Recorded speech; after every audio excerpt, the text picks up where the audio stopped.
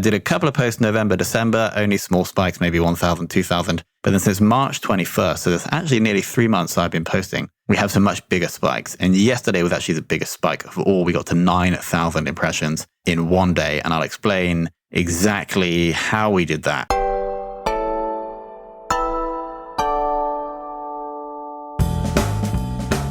Hello and welcome to the next installment of the Content SEO Social Flywheel series that we're running. These are just solo episodes with myself explaining to you how we're building this Flywheel for Fame, which is a B2B podcast agency. And today we're focusing in on a hot topic right now, which is a LinkedIn organic posting. So it's simply, well, actually, no, I take it back. It isn't necessarily just LinkedIn. It's organic posting to social platforms that your potential customers may be. It's quite a hot topic right now. It's working very well for some people. And over the past 6 weeks, I've been executing on LinkedIn specifically this exact strategy, posting most days organically from my personal profile. And so in this episode, we're going to run through my metrics, what exactly has been happening. Has it been working? Like, is it actually doing anything for us? We're going to go through the theory of why this works right now. We're going to talk about mindset. We're then going to optimize your profile. We're then going to talk about content creation, how you create this content with minimal time investment. And then we're going to follow that up with the metrics that we're looking for in order to understand if we are being successful. So my metrics, I'm actually looking at the chart right now, and I'll link to a LinkedIn post actually where I share this chart. But I actually started doing this about a year ago. And basically, if you go to LinkedIn, you can see the performance of your posts essentially. And so I did it for about a month a year ago from June to July. And there's some spikes there. The spikes, I'm talking about impressions now, but the spikes get up to about 3,000 in terms of impressions. I did a couple of posts November, December, only small spikes, maybe 1,000, 2,000. But then since March 21st, so that's actually nearly 3 months I've been posting, we have some much bigger spikes. And yesterday was actually the biggest spike of all. We got to 9,000 impressions in one day. And I'll explain exactly how we did that later on in this episode. Now, before we actually jump into this, I want to explain that there are definitely other people out there that are killing it on LinkedIn. My posts get on average like 3,000 impressions and maybe like 10 to 30 likes and 10 to 30 comments. So not like absolutely killing it, but I have learned a lot through this process and I think it is having a good impact on the business. So let's jump into the theory. So what we're really trying to understand here is how can we invest minimal time and they get maximum attention. And so the way we do that is we actually work with the social platforms. We understand what their incentives are, and then we work with them to almost collaborate, although obviously it's just code or an algorithm we're working with, but we're collaborating with the algorithm for the algorithm to give you more impressions to the people that would potentially buy for you. And so what we're doing here is we need to understand, let's take LinkedIn, for example. Now, LinkedIn get paid if more people spend more time and attention on their site. And so if you can help LinkedIn do that, LinkedIn are going to reward you with more attention. And so what we essentially need to do is put our best information, the most attention-grabbing information into the platform without even considering linking out, because obviously LinkedIn are not going to want you to link out because they don't get paid if you link out. So we just want to put our best thoughts, our best wisdom, our best content into the platform itself, optimize over time so we understand what gets more attention and do more of that. And if we do that, then the LinkedIn algorithm or any algorithm on any social profile is going to reward us with more attention. And what happens when LinkedIn is giving our ideal customers more attention is that if that content is somehow related to or educates about the problems that our service or product solves, then that's going to be good for our business in the long term. The absolute ideal kind of signal that your content is working that is actually very hard to track is if somebody who would be your potential buyer or is an influencer in your buying process takes your social content from any platform, either takes a screenshot or copies the link from a LinkedIn post and then pastes that into their Slack channel. And there's absolutely no way you can track this apart from maybe asking or discussing with your customers about how they found you. That's really the holy grail here. And it's an immensely valuable action that anyone can take for your business. And the only way we're going to do that is if more people see our content and if our content is actually helping them solve the problem that they are trying to achieve. So we want to balance between the content that gets attention and the content that somehow raises awareness about the problem that our product or services solve. Because we can have a shed load of impressions, but if the content is completely irrelevant, if it's a picture of your dog, then it's not really going to get us anywhere. But at the same time, if we have content that's super detailed and just highly technical about the problem that your business solves and it's not going to get impressions, then again, it's not as useful. So we need to walk the line between content that gets engagement and impressions, and then content that educates about the problem that our business solves, so it actually becomes valuable for buyers in the buying process. But the headline here is essentially what we're going to do is take the wisdom that you're generating. You're running a B2B company. You are generating wisdom. You're either running or you're in the marketing team. You are generating wisdom. We're going to take that, and without a thought for linking out, without a thought for your Google Analytics traffic stats, we're going to pump that into the most relevant social platform natively. We're not linking out, to get engagement, to get impressions, and ideally influence people into our buying cycle. So that's the theory and how we're going to do this. Now, I want to just cover a few mindsets, because the only way this is actually going to work if you're consistent over really 3 to 6 months. That's when you'll start to see results. And so there's 4 little mindsets that I want to share with you. The first is no one cares. You think that you write out this beautiful social post. Oh my God, what are my friends going to think? Oh my God, what are my clients going to think? Oh my God, what is my LinkedIn network going to think? No one cares. Most people won't even see the post. And if they do see the post, then most people won't read it. And so you really just have to understand that no one really cares. And this is completely liberating, because it enables you to then freely post without being too concerned that people are going to hate you. The next one is focusing on learning. So what's super interesting for me is that I wrote out this post, so we'll go into the process shortly, but I have absolutely no idea which posts are going to perform or not. I'll be about to post something and I'll be like, oh my God, this is completely ridiculous. This is never going to work. And it will be the best performing post of the next month. So we just have to focus on learning. We just have to try stuff, understand what works and what doesn't. And then when it does, do more of that. Next up is releasing control of attribution. As I mentioned, we're not going to link back to the site for you to get your custom conversions or for you to get your direct demo requests. We're not going to use UTM tracking links. We're just going to believe that if we get attention and add value to somebody who's in our buying process, that ultimately that's going to come back to us through word of mouth or through them actually coming to buy our service. And that connects with the final mindset, which is just focus on giving away your best stuff. You may think that your competitors are going to read this, maybe they will, but really the information is no longer the advantage. Your ability to innovate and your ability to execute are the advantages. So don't worry, give away your best stuff, give away absolutely everything. It will be worth it in the end. All right, next up, before we actually talk about starting posting the content, we need to ensure that your profile is optimized. Your profile, you can kind of think of it like another web page. And so we want to ensure that it is attractive. If we do get people coming to your profile, we want to make sure it is attractive to them as possible. So first of all, clear tagline, just explain what you do. Don't say that you do 7 different things. I simply say, give famous tagline, which is we start and grow the most profitable podcast. And then I say B2B marketer and founder, because that's essentially what I do. We need to then have a clear profile picture and then a cover image probably related to your business. If you go to LinkedIn, search Tom Hunt, you'll see ours. It's a kind of a social proof image. It says the secret team behind podcast growth and then there's images of 12 of our clients. So we need clear tagline, clear profile picture, and ideally a cover image associated with your brand. Next, there's a featured post section on your profile, and we want to put stuff in there, which is almost like the next step for a potential buyer down the buying journey. So it could be free content or it could be an opt-in. Right now, we have a free podcast course where we share a case study of how we grew a client show from like 0 to 140 downloads a month. So it's an opt-in, it links directly to the opt-in page, but you could put a podcast that works well, or you could put some other free content that moves people down the funnel. I wouldn't recommend putting like a direct CTA for someone to buy there. I think it's too early. You want to just move people slowly down that funnel. If you have a creative profile, and it's really easy to switch to a creative profile, just Google LinkedIn creative profile, and you'll be able to do that. You can now add a website just below your tagline. And so here's another great opportunity to present content that will move people down the funnel. So right now I have the link to this podcast there, because it's a nice transition for a B2B marketer to go from, okay, who's this guy? I like this LinkedIn post. I want to get more of his thoughts, sign up to the podcast, and then ideally we'll listen to a load of episodes. So it's almost similar to the featured post. I have in that link, I have the podcast, and in the featured post, I have the opt-in for that podcast course. It could be, you could change it, but I think either free or opt-in content are the best CTAs there. All right, next up, we're actually going to talk about how you create this content. And this is highly skewed towards LinkedIn because that's where I'm posting. That's what I know the most about. So the first thing we need to do is get the niche right. We need to understand what is the topic or topics that you can cover.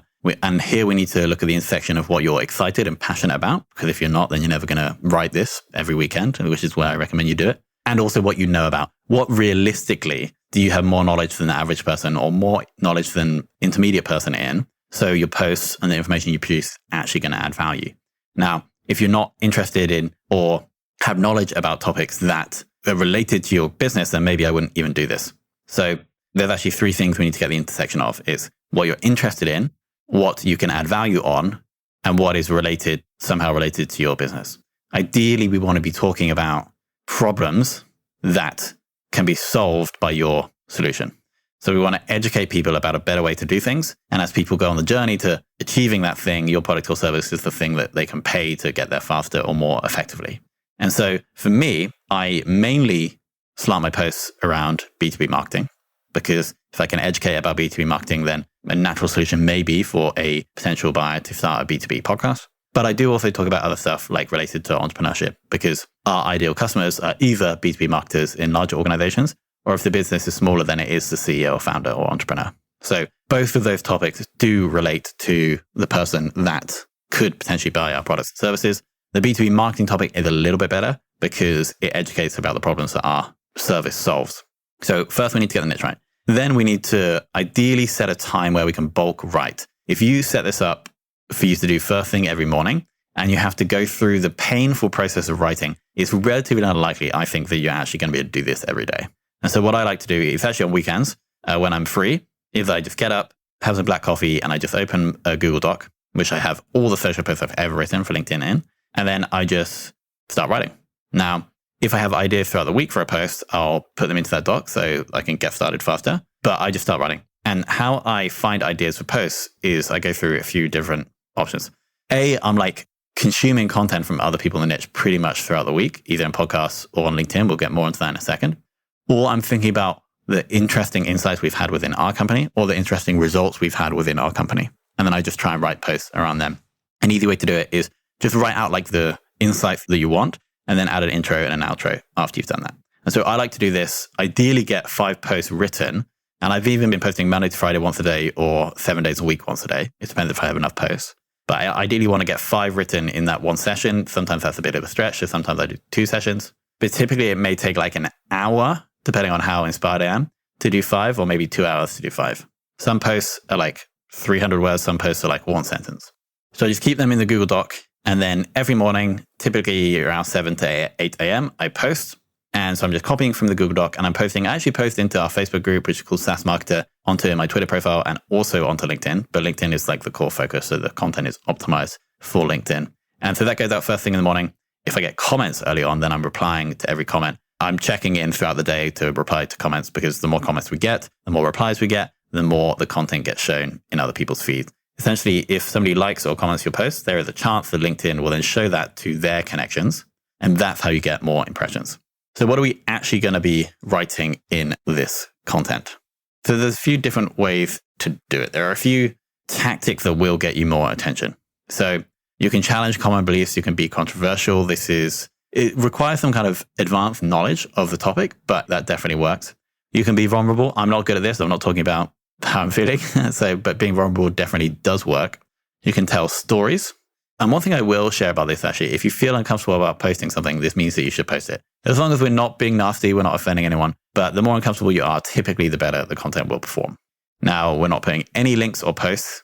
We're not putting any links in the post. And we can embed videos and we can embed images, but not linking out. They have to be natively uploaded into the platform. We need to ensure our formatting is perfect. I use a lot of emojis, but that's just my style. You'll develop your writing style over time, but I use a lot of emojis just because I like to. I've been testing with and without hashtags. It doesn't seem to be a massive difference as to how many impressions you get, but I would kind of test that and see if it's working. I like to put the hashtags like natively into the post. So if I'm saying, today we learned a lot about marketing, then I would put the hashtag in front of marketing.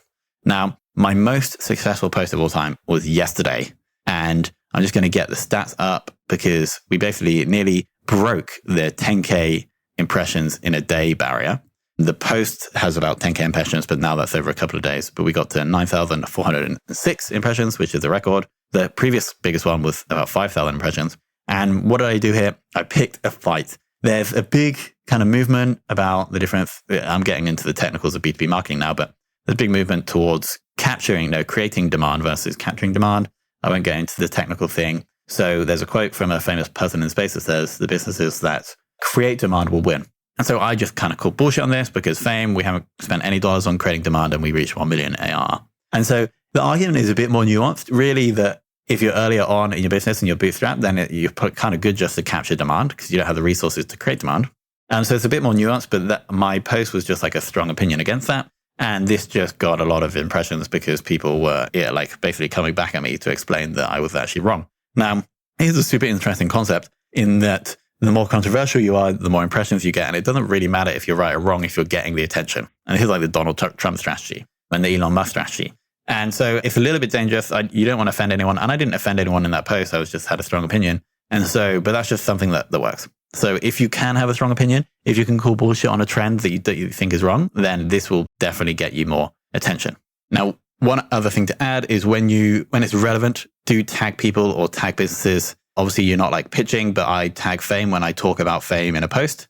And I'll tag people if I'm talking about people in a post, or I tag their business, because the more people you tag, they will definitely look at the post. So that's an impression there. But then also they ideally will comment, like, and maybe even share. Now, the other kind of advantage, apart from obviously growing your business for LinkedIn posting, the more I find the best way to learn is to teach. And so the more you teach something, the better you're going to get at it. And the insights will just stack on top of each other. And so you're going to be creating all this content, you're going to be learning all this stuff, and this is going to help you with the rest of your content machine. For example, all the work that I've been doing creating content on LinkedIn is helping me make this podcast episode a bit better because I've been learning about it, right? And maybe you'll take an insight from a blog post and then you'll just take one point from that and you'll put it into a LinkedIn post. So everything will like feed together. Maybe someone else will comment on one of your LinkedIn posts and you'll be like, okay, that'll be a great idea for a podcast episode or a blog post. And then if you're a guest on another podcast, you'll then create a couple of LinkedIn posts from that, if you see what I'm saying. So it integrates very nicely into the rest of the content SEO social flywheel. But the real big insight is that the more content you create, the more you're going to learn, the better you're going to become at your business. So more like final tips here. Choose your platform, focus on it for 3 months, ideally posting at a cadence you can maintain quality for. Now that ideally would be 5 times a week, so Monday to Friday. See how it goes, but just ideally agree to execute for 3 months. You'll get some posts that will get very little traction. You'll get some posts that will get more, and then learn about that. Review the stats in LinkedIn and try to create more of the stuff that is working. And ideally, you'll get a graph that's sloping up in terms of impressions over time. And the way we're going to actually judge this for you is obviously we're going to have the quantitative data from LinkedIn engagement and impressions. If that is going up, that means more people are enjoying your content and getting value from your content. But then ideally, we want to get qualitative feedback. So these are comments or DMs or people mentioning in sales calls that they like your post on LinkedIn. For example, I have clients that are like in our client meetings. They're like, Tom, I like your post on LinkedIn. They ask me about stuff. I've had DMs from people saying they like my comments. We've had comments from people saying that they like the LinkedIn posts. And so that is I can basically tell that the qualitative metrics are going up, obviously in LinkedIn, but then also the quantitative metrics improving as well. I also know from when I was posting last year that we actually got a deal because, super interestingly, someone who was reading my posts got asked by a potential client if they knew anybody in the podcasting world. And the person who saw my posts, recommended us primarily because they saw the posts. And then they became a client. They're still a client today. And we actually do about 3 podcasts for them. So I know that it can lead to clients. And a kind of interesting mindset here is that we're not just writing for the people that could buy our product. If we build trust and authority in the eyes of somebody who's not our ideal buyer, but is connected to and could be a word of mouth spreader, then that's also going to help us as well. Now, the final thing I didn't mention is that one other thing I want you to do is to go to find 5 to 10 people in your niche that are posting regularly on LinkedIn that basically would have a similar target customer to you. So we have a B2B podcast agency. If somebody has like a demand generation agency and they're the CEO of it and they're posting regularly about LinkedIn or on LinkedIn about demand generation, then that would be one of the people that I would follow. And so what you then do is you go to their profile and then you go to if you scroll down on their profile, you'll see an option to show all activity. And then from there, you can click on posts. And so the URL structure is linkedin.com/in/their profile name /recent-activity/shares. That's the URL you want to be on there. You bookmark that, put it into a bookmark folder with their name. And so then what you do after you do your post every morning is you go through that list and you just make intelligent, interesting comments on maybe 3 to 5 a day. It should take you like 20 minutes. And if you do that, your profile is going to get more impressions because you're basically showing up more on LinkedIn. You're going to build relationships with these people. They'll start posting on your as well. And you'll basically build this little kind of ring of commenting friends. So I have about 20 now in that list because I add a couple every day. Whenever I see someone who's relevant or interesting, I add them in. And I just go through and I comment on maybe 3 to 5 a day. And so I'm building relationships with other influencers, which is useful. And I'm getting more attention because my comments are going to be read by ideally potential customers. And then also I'm getting more engagement, likes and comments on my posts because these people are coming over and commenting like almost like in reciprocity to my comments on theirs. So I hope this has been useful. We'll do another check-in maybe in a month or 2 about how this is going. I'll update you on the numbers, update you on the ROI. But so far, it seems to be looking good. I'm enjoying it. I'm learning. The numbers are going up and I'm getting quality feedback. So I'm quite happy with it. Any questions, just ping me on LinkedIn or ping me an email at tom@fame.so. I want to thank you so much for listening.